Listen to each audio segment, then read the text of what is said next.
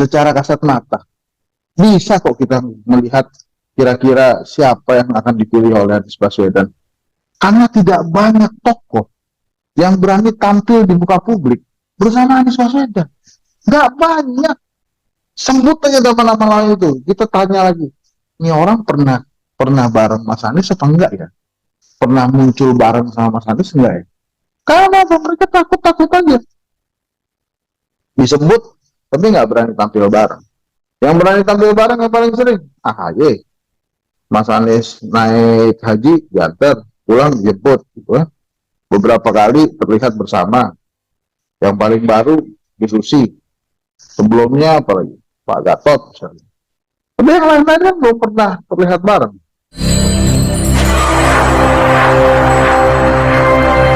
Bagaimana Bang Henry melihat secara objektif konstelasi pemilihan calon wakil presiden dari Pak Anies Baswedan, dan juga mungkin bisa compare juga ke dari koalisi lain, dari capres lain ya, konstelasi pemilihan cawapresnya cukup dinamis juga.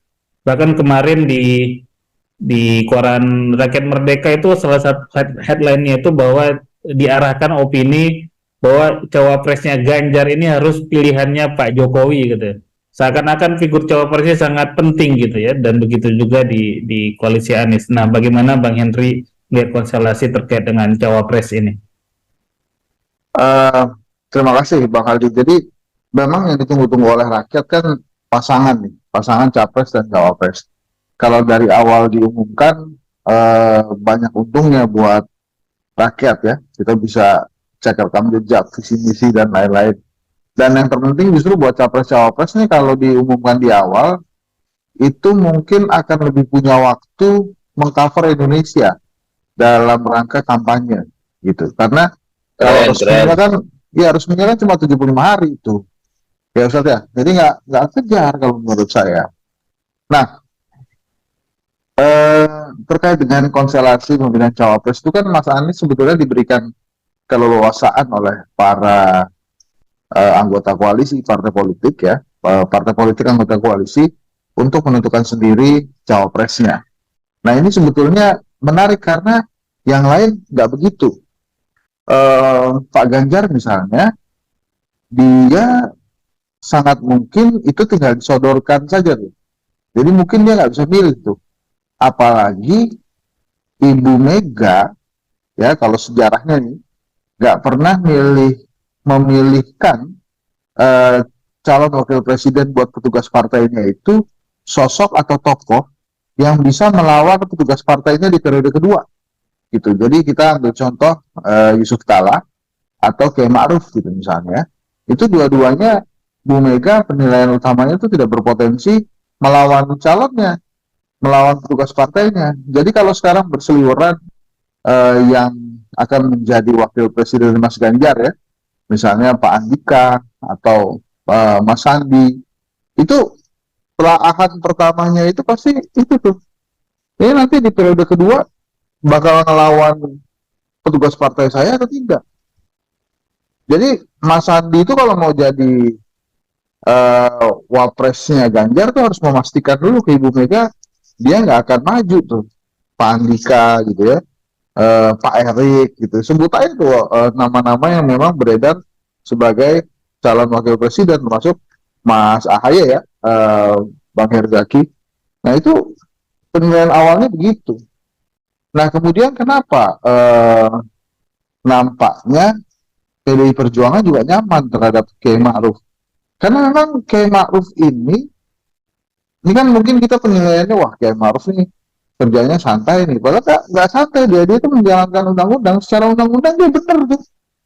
Kan dia standby aja menggantikan tugas dari presiden atau bila presiden berhalangan. Jadi kalau presidennya maunya kesana kemari sendiri, nggak ngasih tugas ke cawapres, jadi benar demi undang-undang. Gitu. Nah, jadi kelihatannya kalau Mas Ganjar itu akan disodorkan saja. Dia mungkin ya ditanya lah pasti, ini kalau ini setuju nggak, kalau ini setuju nggak, tapi kelihatannya bakal disodorkan. Waktu Pak Jokowi seingat saya juga disodorkan deh, Pak Yusuf Kala itu ya. Nah, kemudian bagaimana dengan Pak Prabowo? Pak Prabowo ini kan KIJ nih, koalisi instruksi Jokowi, jadi terserah Jokowi aja. Bahkan bisa nggak nyalon dia.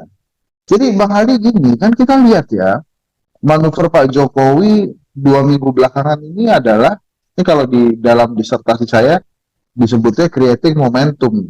Dia sedang mempersiapkan momentum untuk Pak Prabowo nih, Pak Jokowi itu. Dimulai dari Effendi Simbolon, kemudian apa namanya, Bang Budi Ari jadi menteri, hingga Budiman Sujatmiko mengunjungi Pak Prabowo. Itu sih saya dari awal yakin betul bahwa kunjungan Budiman Sujatmiko itu arahan dari istana. Itu nggak mungkin dia datang sendiri tuh, ngetok-ngetok pintu ngetok pintu Pak Prabowo. Kenapa saya katakan sangat mungkin di istana?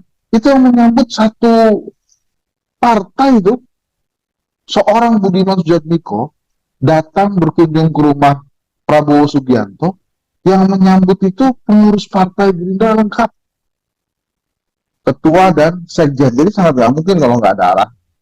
Nah, kenapa kemudian harus Budiman ya? Karena Pak Prabowo itu kan salah satu hambatannya yang paling sering diungkit-ungkit itu kan HAM ya. Nah, Budiman Sujatmiko ini ikon perjuangan melawan penegakan HAM gitu. Jadi kalau kemudian Budiman yang datang, ini diharapkan akan terkikis isu-isu seperti itu, walaupun ikatan keluarga orang hilang Indonesia, IKOHI, itu berstatement sangat keras terhadap Budiman Sujatmiko. Nah, karena KIJ, ya Pak Prabowo ini, jadi dia nggak terlalu peduli siapa wapresnya, yang penting dia bisa nyalon. Karena sangat mungkin dia nggak bisa nyalon, itu kalau berhasil nih creating momentumnya Pak Jokowi, sehingga Ibu Mega lihat, itu ya, itu mungkin akan jadi bargaining position yang bagus banget buat Pak Jokowi untuk masuk lagi ke PDI Perjuangan. Kan gini ya, Ganjar Pranowo itu kan tadinya anak emasnya Pak Jokowi itu. Pak Jokowi terlihat sekali mempersiapkan Ganjar. Tapi di 21 April itu diambil alih tuh anak emasnya, jadi oleh oleh Bu Mega dari Pak Jokowi. Jadi dia nggak punya bergaining lagi tuh. Nah, kelihatannya dia saat ini sedang mencoba masuk kembali ke PDI Perjuangan dengan ikutkan cawe-cawe di Ganjar Pranowo. Jadi kalau sampai nggak dipenuhi cawe-cawenya di Ganjar, ya saya ke Pak Prabowo gitu ya. Pak Jokowi bisa saja bilang tegak lurus ke Ibu Mega, tapi yang paling enak dilihat itu pergerakan relawannya kemana tuh Bang Ali. Karena relawan Pak Jokowi kan tegak lurus ke Pak Jokowi. Merah kata Jokowi, merah kata relawannya. Jadi kalau kita lihat Noel, terus kemudian Budi Ari misalnya lebih dekat ke Prabowo, ya itu arahannya jangan-jangan memang demikian. Jadi kalau konstelasi sih itu, Pak Prabowo tuh mau dikasih Erick Oke, pokoknya tergantung Pak Jokowi aja saat ini tuh. Tapi begitu Pak Jokowi deal sama Ibu Mega, quote and quote, itu dibawa semua partai politik pendukung Ganjar, dia nggak punya pasangan tuh, sendirian dia. Nggak tahu tuh kalau melobi Bang Herzaki diterima nggak tuh Prabowo kira-kira. Kalau emang udah nggak bisa nyalon lagi Pak, saya masuk ke KPP deh Pak, gitu ya. Ya itu kan pasti belum tentu juga tuh, pasti dipertimbangkan, tapi diiakan atau tidak kan tergantung koalisi perubahan untuk kesatuan. Kalau saya jadi Pak Prabowo, dari sekarang hijab kabul sama Caimin tuh. Caimin itu kalau dia susulnya kedai kopi pun dipasangkan dengan Pak Prabowo, itu kalahnya juga nggak jauh-jauh amat dengan Prabowo Erick Thohir gitu misalnya. Apalagi Caimin itu lebih punya akar di Jawa Timur ketimbang Pak Erick Thohir. Saya nggak ngerti tuh, kenapa Pak Prabowo justru mengambil resiko ya tidak ijab kabul dengan pasangan yang ada. Akhirnya apa kejadian? Waktu haul Bung Karno di GBK, Pak Prabowo nggak diundang oleh PDI Perjuangan, PKB-nya datang ke acara itu. Coba tuh kalau misalnya beneran kejadian, kayak misalnya kan kemarin Mbak Puan ketemu Erlangga, ketemu Caimin gitu ya. Itu kan harusnya Pak Prabowo juga lihat-lihat tuh sinyal-sinyal seperti itu. Jadi kalau banyak yang bilang ya, yang jelas kalau saya tidak salah bukan dari kubu koalisi perubahan untuk persatuan tuh, tapi wah ini bakal dua calon bakal dua calon gitu ya, jangan-jangan memang hanya tersisa Ganjar dan Anies Baswedan. Nah, kalau Mas Anies sendiri berkali-kali dikatakan bahwa namanya itu sudah di kantongnya. Kemarin dia tambah lagi dengan kriteria nol itu. Sebetulnya kalau menurut saya kriteria nol itu ya bukan tambahan kriteria. Kalau matematika kan 1 tambah 0 1, 2 tambah 0 ya 2. Jadi kalau ada 5 kriteria tambah 0 ya sebetulnya 5 juga. Kriteria nol itu kan kriteria wajar aja. Kriteria ya pokoknya jangan kena hukum dulu lah. Itu belum apa-apa udah injak rem sama kopling gitu ya. Jadi kriteria berani dan klik itu menurut saya sih masuk akal. Dan tentang berani Bang Hadi, secara kasat mata bisa kok kita melihat kira-kira siapa yang akan dipilih oleh Anies Baswedan. Karena tidak banyak tokoh yang berani tampil di muka publik bersama Anies Baswedan. Nggak banyak. Sebut aja nama-nama lain itu. Kita tanya lagi, ini orang pernah bareng Mas Anies apa enggak ya? Pernah muncul bareng sama Mas Anies enggak ya? Karena mereka takut-takut aja. Disebut, tapi nggak berani tampil bareng. Yang berani tampil bareng yang paling sering, AHY. Mas Anies naik haji, diantar, pulang dijemput. Gitu ya. Beberapa kali terlihat bersama. Yang paling baru, diskusi. Sebelumnya apalagi? Pak Gatot misalnya. Tapi yang lain-lain kan belum pernah terlihat bareng. Gitu. Pak Aher tuh kapan terlihat bareng sama Pak Anies ya? Oh, waktu ulang tahun PKS yang saya lihat langsung sih. Pak Aher sama Mas Anies tuh. Mungkin Ustadz Mardani lebih sering sama Mas Anies terlihat di publik seperti Pak Aher. Jadi kalau kemudian kita nanya kira-kira siapa, sebetulnya udah kelihatan juga sih kira-kira siapa, walaupun Mas Anies bilang namanya sudah di kantong dan akan ada kejutan gitu ya. Dan